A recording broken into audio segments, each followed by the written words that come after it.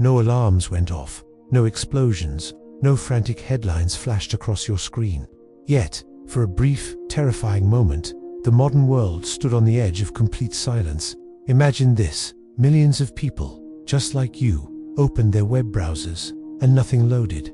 No videos, no emails, no search results, total digital stillness. At first, it probably felt like a normal glitch. We've all been there, right? A slow connection, maybe a temporary server issue. You restart your router, you wait a minute, but deep inside the invisible infrastructure that powers our daily lives, something far more sinister was unfolding. This wasn't a cyberattack from a rival nation. It wasn't a cleverly designed virus spreading through the network. And it wasn't a catastrophic system failure like a cut cable at the bottom of the ocean. The truth is much stranger. This was a single decision, made by a small group of engineers, that quietly started pulling the entire internet apart at the seams. And the most unsettling part, most of us never even noticed, but the internet itself felt it. It was like the planet's central nervous system was shutting down. Behind the scenes, the digital highways that carried data across continents began to vanish. Think of it like all the major interstates in a country suddenly being erased from the map, all at once. Major platforms, the ones we use every single day, started to disappear from entire regions of the world, one by one. Blink, gone. And nobody knew why. Not governments with their vast intelligence agencies. Not the giant tech companies who own the servers. Not even the network engineers staring at their screens, watching the global traffic data collapse in real time. What made this moment truly bone-chilling was one simple, undeniable fact. No one was trying to break the internet. There was no villain, no mastermind, yet it was breaking anyway. It was failing on its own.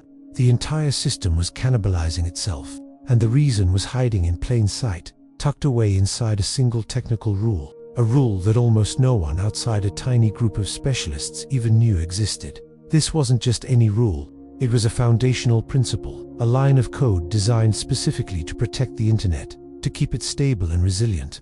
It was supposed to be a fierce fail, but on this day, that very same rule, that digital guardian, turned against its creator. It became the instrument of our near-digital apocalypse.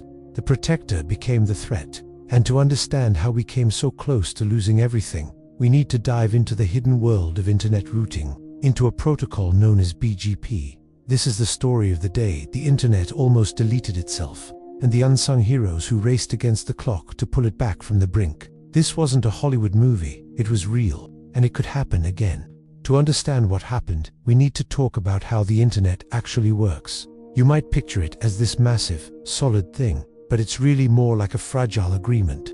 Think of it as thousands of separate, independent networks, all belonging to different companies, universities, and governments. All day, every day, these networks are constantly shouting one thing at each other. Hey, this is the fastest way to reach me.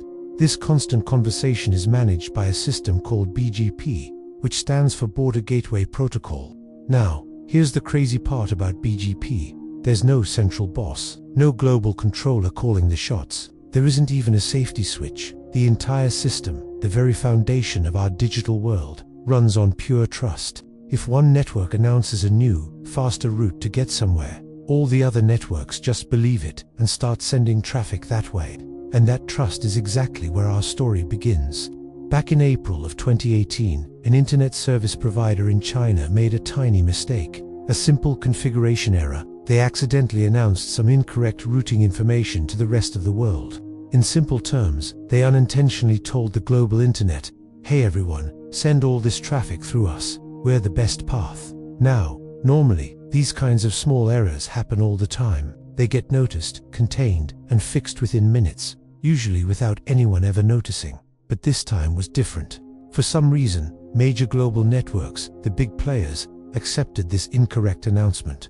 And then, they repeated it to their neighbors. Suddenly, a chain reaction started. Within seconds, huge amounts of internet traffic were being silently rerouted. Data meant for servers in one part of the world was now taking a bizarre, unexpected detour through networks it was never supposed to touch. Imagine your package delivery suddenly being sent halfway around the world for no reason. People in entire regions started losing access to critical online services. Websites slowed to a crawl. Connections started dropping left and right. The internet was breaking. But here's the truly terrifying part. No alarms went off. No big red lights started flashing. Because from the internet's own point of view, everything looked perfectly normal. The bad information was following all the rules. This wasn't a hack or a malicious attack. It was a mistake that the system treated as completely valid, and that's precisely what made it so dangerous. It was a ghost in the machine. As network engineers around the globe started noticing these strange, illogical routing patterns, a chilling realization began to sink in. If this mistake continued to spread, if more and more networks kept repeating the bad information, large portions of the internet could simply vanish, not crash in a fiery explosion, not shut down completely, but just become unreachable, wiped off the digital map. And the worst part, fixing it wasn't as simple as flipping a switch back. The damage was already done. The wrong information had been accepted and trusted by the entire system. It was like trying to unring a bell that had been heard by everyone on the planet. The internet's own immune system, built on trust, was now working against it. Engineers had to figure out how to convince thousands of automated systems to ignore the lie they had all agreed was true. In the next part, we'll dive into the frantic race against time to fix this. We'll see just how close this one small mistake came to triggering a global digital blackout, and why stopping it required an incredible combination of speed, international cooperation, and a little bit of pure luck. Imagine the internet as a giant, intricate map of digital highways. Now, picture someone accidentally putting up a wrong turn sign, not just on one street, but on a major interchange. By the time engineers realized what was happening, this single mistake had already gone viral. Incorrect routing information wasn't just a local problem anymore. It was being copied, accepted, and shared across the entire network, automatically. This is actually how the internet is designed to work. Each network tries to be helpful, constantly looking for the fastest, most efficient path for data to travel. But in this case, their helpful nature became a weapon. In trying to optimize, they were unintentionally spreading the chaos, accelerating the damage at an alarming rate. The giants of the internet felt it first. Major platforms started flickering. Connections to cloud services, the backbone of our digital world, became unstable. Huge data centers, the brains of the operation, began losing reliable contact with each other. It wasn't a total blackout, which in some ways would have been simpler. Instead, some regions experienced something far more maddening: unpredictability. One moment, your favorite website would load perfectly. The next, it would vanish into the digital ether. Think about the systems we rely on every single day. Banks processing transactions, airlines managing flights, even emergency services coordinating responses. They all depend on these same invisible routes. Behind the scenes, a global, unplanned conference call was taking place. Engineers on different continents, working for competing companies, were all staring at their screens, looking at the same bewildering picture, maps of the internet that no longer made any sense. Data traffic was flowing in bizarre, looping patterns. Some data packets were taking nonsensical detours, traveling halfway around the world for no reason at all. Others were simply being dropped, disappearing without a trace. The clock was ticking, and a terrifying thought began to surface. A possibility no one dared to say out loud. If another mistake, even a small one, happened while the network was this fragile, the internet could fracture. Not just a temporary outage, but a deep, structural break that could take days, or even weeks, to piece back together. To stop the contagion, the only solution was a manual one. Network operators had to go in and individually reject the false routes, one by one. This wasn't a coordinated effort from some central command center, because one doesn't exist. There's no global kill switch for the internet. The entire recovery effort relied on emails, phone calls, and a fundamental trust between strangers who had never met, but were now responsible for holding the digital world together. And just when things couldn't get more tense, a new problem emerged. A few networks started to hesitate. It wasn't because they didn't understand the urgency. It was because the cure could be as dangerous as the disease. Manually rejecting routes is a risky move. A mistake in that process could trigger its own separate outage. They were caught in an impossible choice: act fast and risk breaking something else, or act cautiously and let the problem continue to spread. It was a high-stakes balancing act, performed on a global scale, with the stability of our connected world hanging in the balance. This entire incident serves as a stark reminder of the incredible complexity and surprising fragility of the infrastructure we take for granted. It's a system built on cooperation and trust, And when that system is stressed, it's the human element, engineers talking to each other across time zones, that pulls it back from the brink. The internet didn't break with a bang. There was no big red button, no dramatic countdown, and definitely no moment where the world suddenly held its collective breath.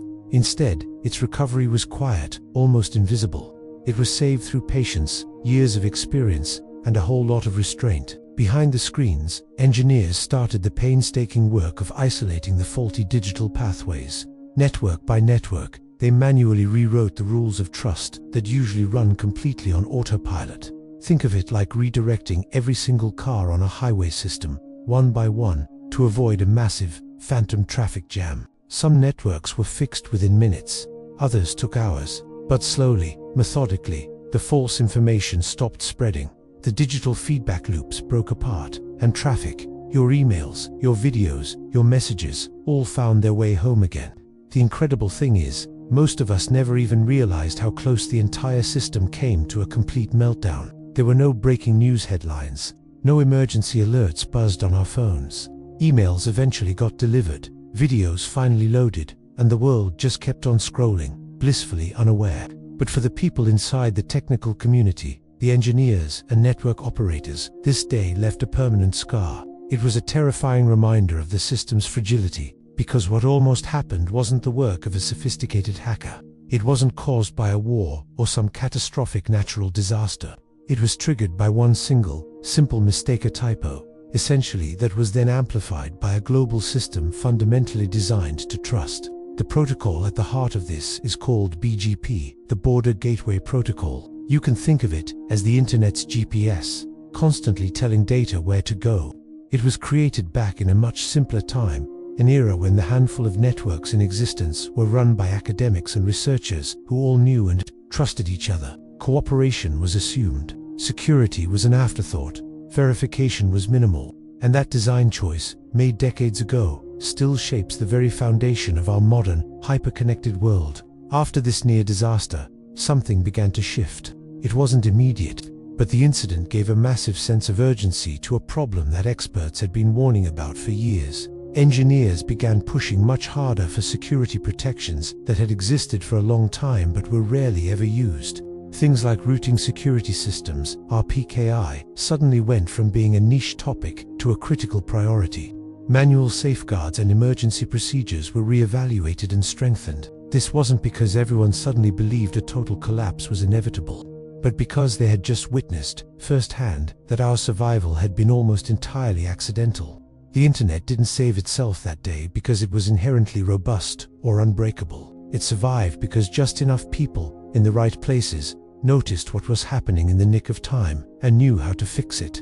And that, right there, might be the most uncomfortable truth of all. The complex systems we rely on for everything, our banking, our communication, even our emergency services often, depend less on flawless, perfect code, and more on the calm, quick judgment of human beings during moments of absolute crisis.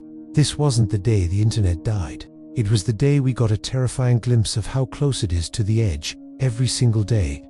It was a stark lesson in how fragile our invisible world truly is, and it's a reminder that the constant hum of the digital world we take for granted is maintained not by magic, but by a dedicated few who stand watch over the chaos. Thanks for watching.